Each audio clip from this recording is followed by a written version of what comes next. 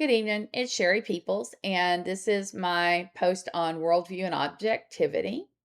My Christian worldview shapes every part of my life. I can't set it aside without ceasing to be me.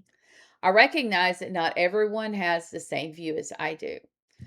What does it mean to be objective? Does it mean I have no opinion? Of course not.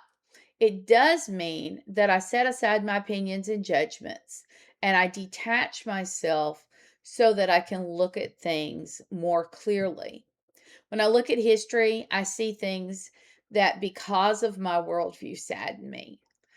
The history of the wars and the conflicts that have happened, so many in the name of Christianity, is a very difficult thing for me to grasp sometimes because they are not representative of the Christ that I know. When we when we present that history, how are we supposed to present it? Who are we to judge what happened so far before our time? In Values, Objectivity, and Explanation in Historiography, Tor makes a great observation when he says if historians are to make value judgments, we must do so by using the actor's values and not our own. When teaching about difficult parts of history, I try to have students take a step back and examine the past through the lens of someone in that era. I have been known to tell them, look at yourselves. What are you wearing today? When you came in the classroom, gentlemen, did you open the doors for the ladies? Did you pull their chair out?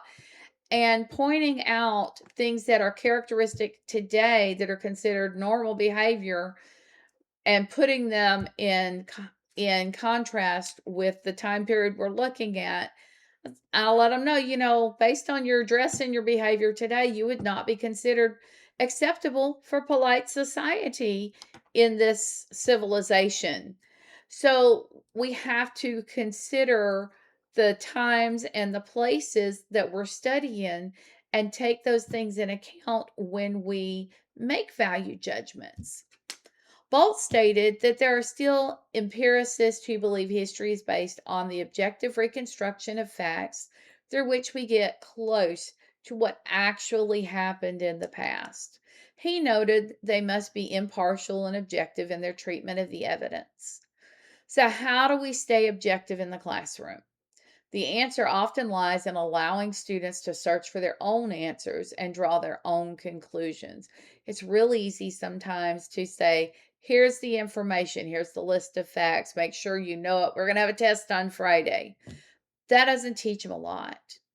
Kelly relayed an incident where he provided a newsreel that he played in the class of the Nuremberg trials, and the background music caused a lot of objection from his students because they said the music sounded like Nazi propaganda. And one of the boys came to class the next time and said, I have fixed the video. Can we play it? And when he played it, he had changed the music on the back of it to the soundtrack from Jaws. Everybody in class was convinced this was a great improvement. It was no longer the original, but it had more authenticity. And the students' takeaway was a greater understanding and a greater grasp on a historical event.